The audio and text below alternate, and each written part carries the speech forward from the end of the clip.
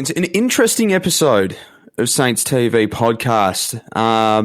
Just purely because we came back with a loss, but I feel there was more to gain from that game than anything else that I've seen this year, and particularly in terms of one player, and we'll get to him. We all know who we're about to talk about because it was just a phenomenal match of football, and no one's played a game like that in their first 50 games. We'll get to the stats, but boys, how are you feeling? Jake, I want to hear from you. How are you?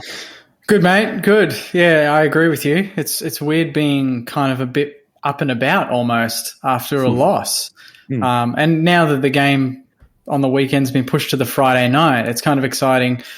I don't know, just even though we're going to watch it from home, I'm just keen to see Max King and see how he bounced back from that performance, because I feel like we did a lot right. And, if we play the same way on Friday, I think we get the win. So I'm feeling pretty good, which is surprising. Yep. Marshy? Oh, yep, lads and listeners. I concur. It's strange, and you just have to look to the socials to get a pretty good read on how everyone's feeling, for right or wrong. But anyone would have thought we won the game, and he shall be named very shortly. It was just very un-St Kilda fans-esque of this year to be that positive following a loss. So, it's nice. It's a pleasant surprise. So I wasn't disheartened with the game. It's disappointing, yes, but like you said, Joycey and Jake, there's a lot of positives to take from it. Yeah. Well, I feel like you've mentioned the positives. Let's get cracking into them. Let's start right away. Let's not beat around the bush about talking about this kid. Week? Are we building a sandwich? Yeah, jeez, the sandwich takes a while. It took about 20 minutes a couple of weeks ago. Yeah, I think you've totally misconstrued what I was thinking with the compliment sandwich. What were you thinking about the compliment sandwich? Well, it's the traditional sense. Like you give someone a compliment, you tell them what they did bad, and then you give them another compliment. Is that what you meant? So it's like, so the compliment sandwich. It's just the okay. So it's like a compliment sandwich, but you've got some onion in there and you're fructose intolerant. Is that what you're talking about? You got a delicious sandwich and then there's just a few things in there that'll give you heartburn. No, because that's the idea of a compliment sandwich. Is like you give the two negatives. Why don't we do? We'll do a compliment. You give two positive. We'll just do a compliment souvlaki or something. All right, we'll mix it up. It doesn't have to be a sandwich. This is strayed so far from the actual meaning of compliment sandwich. It's hilarious. But anyway, we'll carry on. Maxi King. Ooh. Yeah, I could not believe my eyes when I saw him flying for those marks. That I have not seen a dominant full forward performance like that, where they were taking 8 contested marks. Yeah. 6 goals. I haven't seen that in so long. He was grabbing everything and he was moving quickly. He was doing a lot of ground ball work as well. It was just an amazing game from Max. And if that's what his future is going to look like, jeez. Like, we're looking good. It's amazing to think that the rest of the forward line, at least in my opinion, didn't really function that well. And we still kicked over 80 points and almost won the game when we played we played 2 good quarters in that game, really. And it was all off the back of King. So for him at 21 to have that sort of presence, it reminded me of the days where we played shit with Rui, but Rui was good enough to just lift us over the line, drag us over the line. We didn't win, but King got close to doing that. Yeah. Yeah, it reminded you of those games where it was the third quarter, the game was on the line and momentum was swaying, and Nick Rewalt would come through and just have 5 of the biggest clunks you've ever seen, kick 3 goals and turn the game on its head. That's what Max King is looking like now. It's feeling like he's going to be that impact player. And he got called out by Brett Ratton last week, and it was dialed into him. So, Brett Ratton came out and said, well, we can't expect to win games if our forwards aren't doing the work for our midfielders. Yeah. And it's so funny. The reason we lost on the weekend was because our midfielders weren't actually doing the work for our forwards. So it was just good to see that, yes, we can do both, but we got to be able to do them at the same time. Yeah. And when you talk about midfield, you look at that second quarter and it was just a one-man show from West Coast again, and it just brought you back to last year and when they were depleted in that area, and we just let Tim Kelly run all over the place. You were talking about it during the game, Joyce. You were messing classic Joyce messages in the Facebook chat. I was going off. I think you said was Dunstan on him at the time? I mean, loosely on him. And then I believe in the second half, he only had, I think, another 7 touches or something, Kelly. Yeah. And it was Seb Ross that went to him. So you wonder why we put Dunstan on when Dunstan's been good at getting the ball and playing his own game, not tagging. Seb Ross is the tagger now. Yeah. And Dunstan doesn't have that explosive pace to go with someone like Kelly either.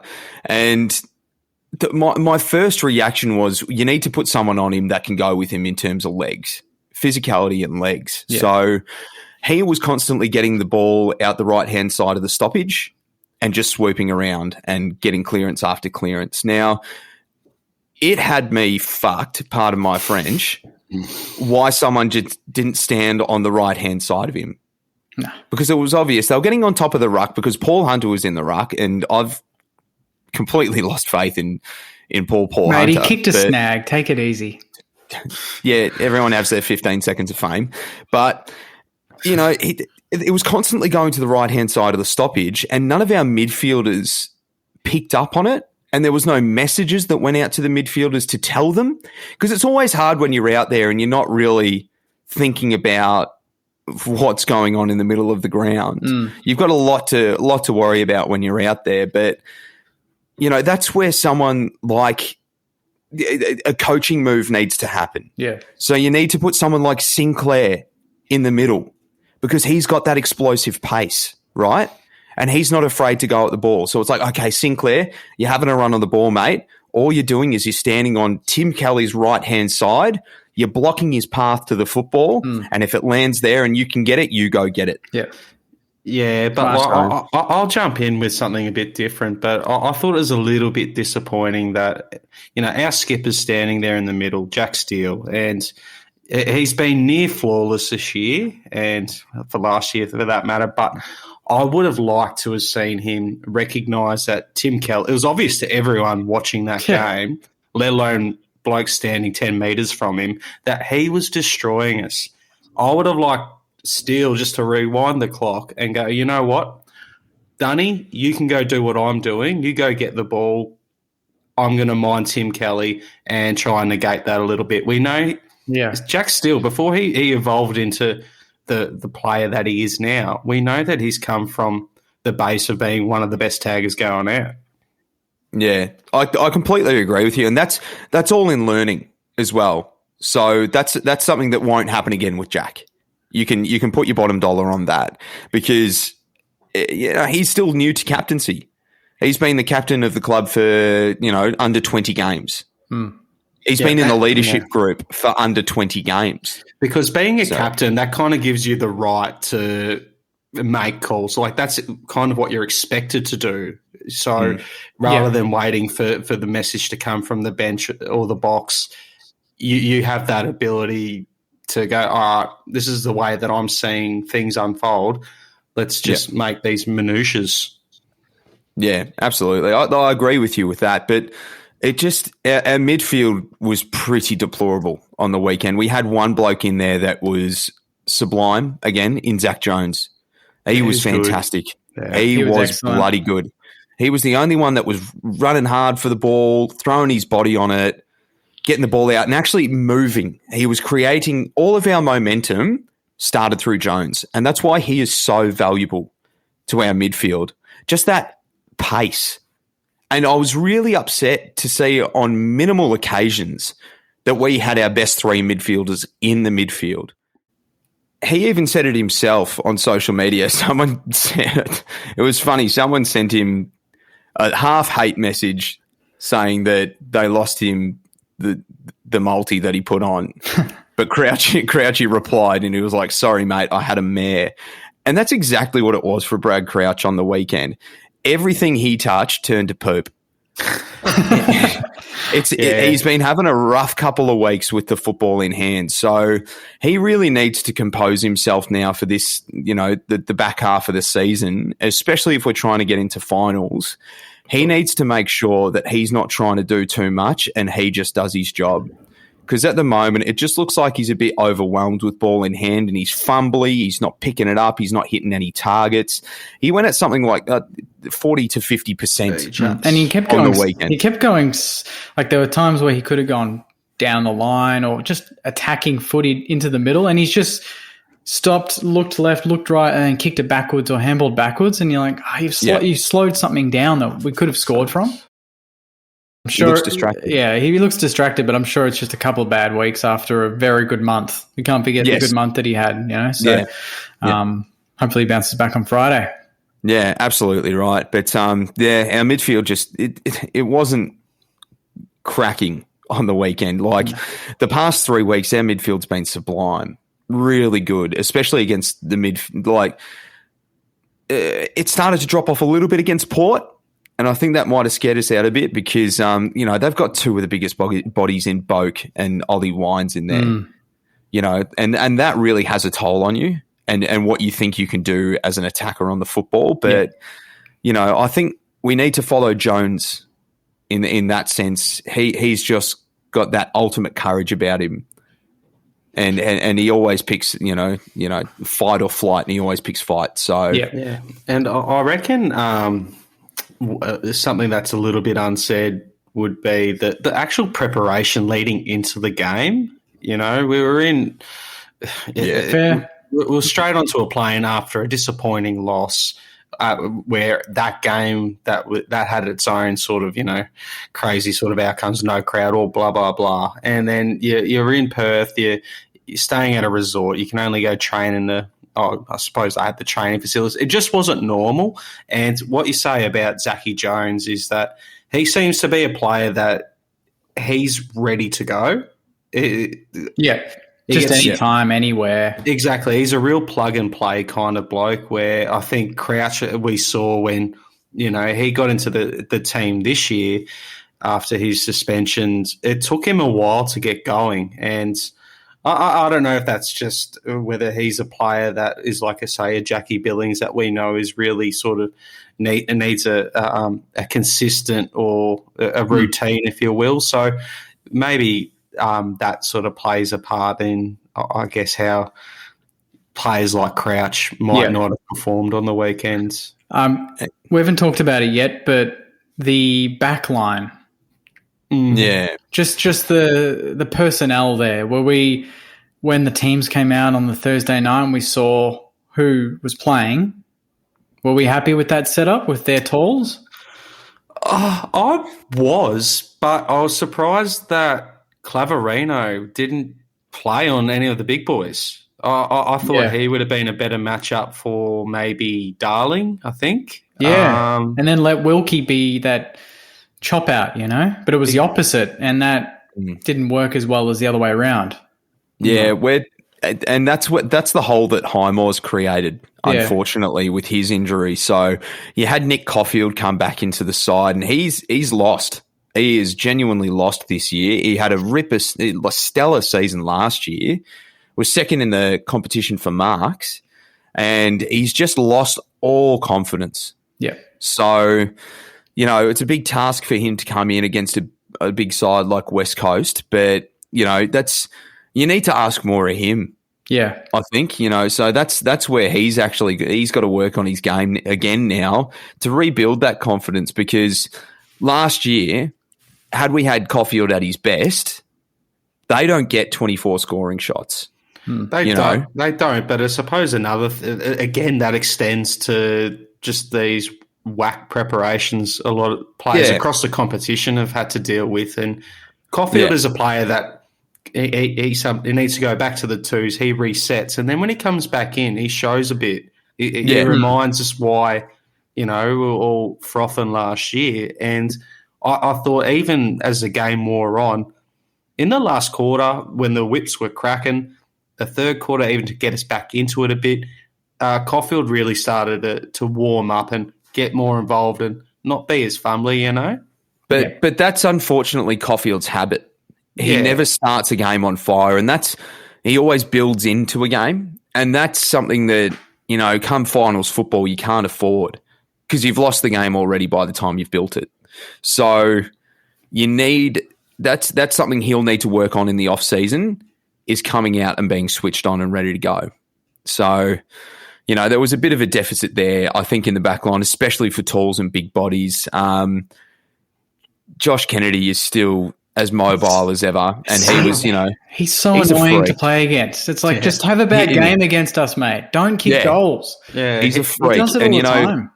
And like, he just runs Doogs around. Yeah, and like, you think, oh yeah, he's taken a mark on 50. That's a win for us. Surely, nah, he still kicks it. Then he goes back and kicks a 55-meter bomb. You know, so he's an unbelievable footballer. But overall with this game, I just think it was 8 points, and we were Rowan Marshall away from winning. Oh yeah, weren't we? That was it, wasn't it? Easy. Because Paul Hunter was getting towelled by A, Nick Nat, and B, Jeremy McGovern. Yeah, that doesn't happen if Rowan Marshall's in there. No. Rowan Marshall negates both of them to free up Paddy Ryder, who spent a lot of time on the bench as well, because we need to look after him. Yeah, he did. His calf didn't look great. So, you know, that it must have been really frustrating for Rowan to sit at home and watch, or sit at the Airbnb he was in and watch that game, because he was the difference. And had we had Rowan Marshall, I doubt that they had that centre clearance, advantage. We didn't get that part of the game where when Rowe and Paddy play together, we forget how important it is when Paddy, he goes back and he takes those release marks, takes the pressure off, and Skunk does that as well. And I don't really recall Membry really going back as often as he has before. And I don't know if that's because we just didn't have that flexibility to move him from close to goal, you know? Oh, he was there a bit, but they were just moving it so well that our back line and Membry just had no chance. Yeah. Yeah, exactly right. Before we wrap up about the game, though, Jake, that stat about Max King. Oh, yeah. Yeah, that was unreal when I read it. Go on. So apparently these sort of stats didn't start being recorded until 1999. So this is since 1999, but I believe it's even further back than that. But since 1999, players under 50 games to kick 6+ goals and take 8+ contested marks in a game, Max King. That's it. That's it. How good is that? And fun fact on top of that, only 4 players in total have done that since 1999 in total. So it doesn't matter if they're 50 gamers or 300 gamers. Oh. One of them is Matthew Lloyd. He did it twice in his career. King's done it once already. And the other was Nathan Thompson. And there was one more who had done it twice, and I can't remember his damn name. But, so there's another fun fact. So he's already halfway to matching Lloydie. And I came across a sexy stat as well on SEN. I've just opened it up here. But, 8 contested marks, 6 goals, and he's only the third ever Saint to take 8 or more contested marks behind Stewie Lowe and Hamill. I'm amazed that Gehrig never did that. When I saw that list, I thought but I guess he was on the lead. Yeah. He was on the lead, Yeah. And that's the same with Rui. Rui was on the lead. Just on the move. Yeah. That's it. Like, hearing Hamill was in there, that's awesome. But yeah, Stewie Lowe used to do that week in, week out. He was a freak at contested marking. So if you can have the contested marking of Stuart Lowe and the pace of a Rewalt, football world, watch out. He's kicking though, boys. Oh, that kick from outside 50. I can't believe God. how easy he made that look. He didn't even look like he was kicking as hard as he could have. He just kicked it and just perfectly. It's hard to describe. That wasn't the most impressive thing for me. The most impressive thing for me was he was kicking the ones he needed to kick. True, the dead in front ones. When the game's on the line. Yeah. You know, he's got the weight of St Kilda on his shoulders, with the weight of the match on his shoulders. He's copping a barrage of boos from West Coast fans, and he slots them all. So something's take clicked. a bow. Something's clicked. And since the bye, he's kicked, I think, 15-4 or something. So big change. Big change. And, always a big advocate of gambling responsibly, but geez Louise, boys. Fair win. So Congrats. it's the first time I've done this one all year, but we just had a feeling that the King was going to have a big game. And we went to whack on a cheeky tenner on Maxi King to get 5 right. And the odds were $3.20. We don't fuck with that. We don't fuck with that. So to go for one more, it was $34. So 10 on the nose, and no, it was. That's why they call you the Emperor, mate. You just make things happen. What was your celebration like when he kicked his 6th? Oh, me and Jared, my single social saintly bubble, mate. We were pretty up and about. There was a few high fives and a bit of language not fit for radio. Jake is junk mail. Jake is junk mail. Jake is junk mail. Jake is junk mail. Jakey boy. Oh, here we go. It's your time of the week. Well, I like this one. Singing a little tune. Yeah, little tune. That's nice. Give us a bit more. I'm just getting warmed up. Jakey boy, it's your time of the week. We're in lockdown, but it's not looking so meek. I like Jakey's this. junk mail coming in hot. Gonna answer your questions whether we like them or not. What do you reckon? On fire. That's pretty good. Settle down, Can't do much better than Lothario. All right, we ready? Yeah. Let's do it. All right, this one's from Harry. G'day, lads. I felt like this game was a good indicator of who to keep and who's on the chopping block for next year. I'd like to know how many spots on our list you guys think will be vacant for 2022. I can already think of a few. Yeah.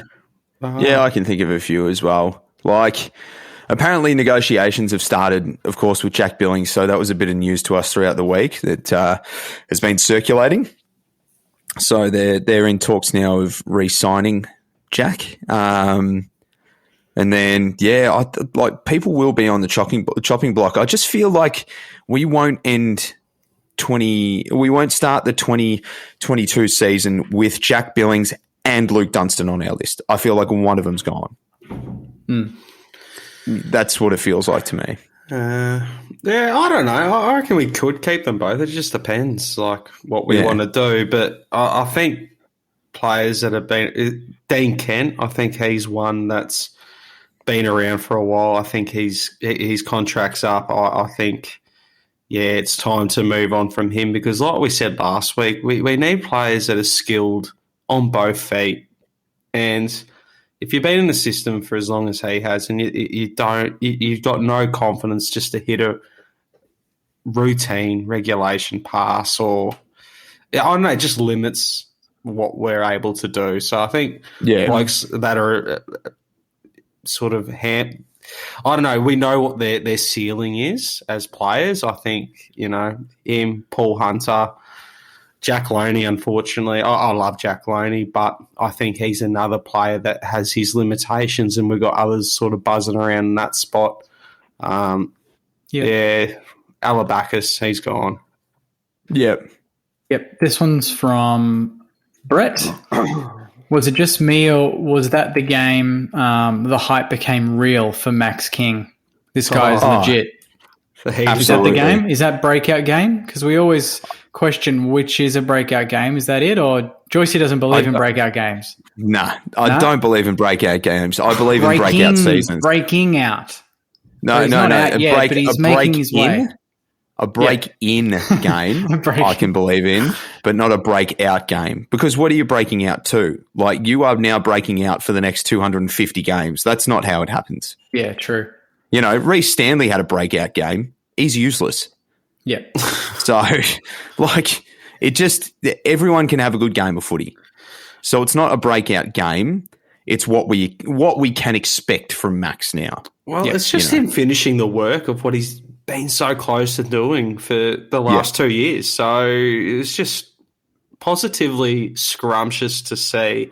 And the social media feedback said it all. Like we haven't had that kind of hoopla about a player in a losing game since Root. So Yeah. Yeah. Yeah. Liam's asking, besides Tim Membry, who do you think is our most consistent forward? Struggling to pick anyone at the moment. Wonder if that's lack of talent or faults in our game plan. yeah. Oh, I guess it's Yeah. true. I mean, Higgins would be the one I would pick. yeah, I but he's feel like not he's even been pretty playing. consistent apart from his injury. Yeah. That's actually an excellent point because Yeah. Maxi's not consistent yet. No, I can't think of another one.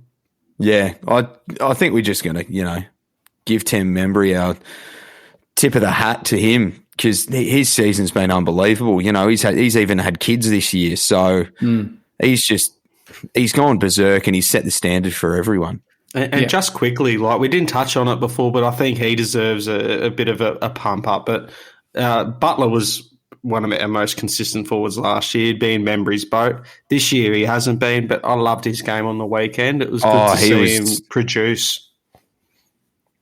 He was sensational. He was sensational on the weekend. 20 possessions. That crumb that he hit, full tilt off of Jack Steele's drop mark. Yeah. Oh, that was delicious. And to finish it off with a goal, that was Butler of last year. That was all Australian Butler. We needed that. We needed that. He looked at Nick Nat and just thought, nah, you're not catching me. Yeah. I'm going to just cruise past you. Yeah. Got a bit of his swagger back, which is nice. He did. Perfect timing for this week. This one's from Miguel. On a scale of 1 to 10, how keen are you boys for 2022 if we head into it with a reasonably healthy list? Oh, I'm so pretty happy. keen, in general, but that'd to get go in with Gresh no back. injuries. Yeah, Gresh back. Patton's, he's running now. Yep. Clark, What we do at the trade table, What we do maybe, there, or we could get or at the someone. draft. Yeah, Yep. Absolutely. Even to see Max Heath as well. I'm excited to see how he goes. I reckon he's going to be better than what people think. Because I might be controversial here, but I can't wait for this season to be finished. It's just been a shit year. It has been such a shit year. And we've only been able to go in our reserve seats once. We're not going to get that chance you would have thought for the rest of the year. So, I don't know. From an all-round perspective, this year can get nicked. So, bring on 2022, please. Yep. This one's from Lockie. What was the point of bringing in Clav if Wilkie seemed to play on Darling for the whole match? I guess he was thinking the same thing we were, boys. Yeah. Yeah, it was just a test. Like, you bring in Clav because we didn't know whether Oscar Allen was going to play forward or back. Yep. Essentially that. He is cover. So, yeah, I don't think Clav would have done any better on Jack Darling. Jack Darling would have had his measure. But I think it just shows where the mindset is. I think, unfortunately, I reckon Clav's papers are stamped. We've been really reluctant to go with him. And even when he got dropped earlier in the season, that was a bit of a surprise because his 2 games, he was pretty good. But if you're not going to play, he's been in the system for a long time. If you're not going to play him where he should be playing, then I don't know. It doesn't smell too good to me. Yeah, fair. This one's from Josh. Freo now have a retro jersey. So, boys, what Saints jersey would you like to see come back? Okay, I reckon Marshy's got a few there. Yeah, Marshy will have some. I'm going to grab one out of the wardrobe. Really? I want to see this on the field. Hang on, I'll be back. Marshy, take it away. Marshy? Oh, it's a good one. Like, I would go the best jersey that we've had, and it's probably not even a Clash jersey, but here we go. Oh, this one. Yeah. Oh, I don't know about that. I want to see this. I want to see the crest with the red. The crest with the red. Yeah, it's a training top at the moment, but it is bloody delicious. Isn't there a picture of Jack Steele in that, mate? Pretty sure there's 100. There's 100 in my closet. I would go the so 2006 we did a heritage round jersey and it just looks nice. I reckon that or I like the candy stripes. They were pretty circa 2004 5. I didn't mind them. They were cool. Bring the yellow one back. Yeah. The best one. That's one of my favorites. The pure milk That's one. that's Gross. probably my most like, without giving out too much detail to the people out there. But that's, if I was to get contents insurance, I would get it for this bad boy. Joycey, you take this question while I'll just rummage around in my little wardrobe. This is actually a really good question for Joycey. Okay, good. Yeah. Raphael's asking, what kind of music do you boys listen to? There you go. There's a music plug for you, question. Joycey. There we Wait, go. What's going on, Marshy? Sorry to jump hear on, that? but I heard you just like pumping up was a really good question. I didn't want to miss out on the call. It was what kind of music do we listen to? Oh, yeah, I'll have a think. Yeah, so I'll He's answer gone that one. So my playlist consists of a few different things. Like in terms of all-time favorites, I've got them on the wall up behind me here. Matchbox 20. I love Matchbox 20. John Mayer is probably my favorite artist of all time. And then if we're talking new artists, maybe a bit of Dominic Fike. Who the hell is that? Yeah, you need to get into him. He's good. He's good. He's kind of in the same style that I'm doing at the moment as well. So nice and upbeat, nice and cool. Oh, here we are. He's got it. There it is. There's that bad boy. Oh, wow. You're telling me that's not sex and long sleeves, mate? I'm telling you that is. That is 100%.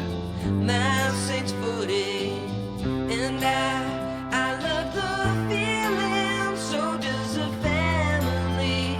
Oh yeah. 6'8", 6'8", 6'8", 6'8", 6'8", 6'8".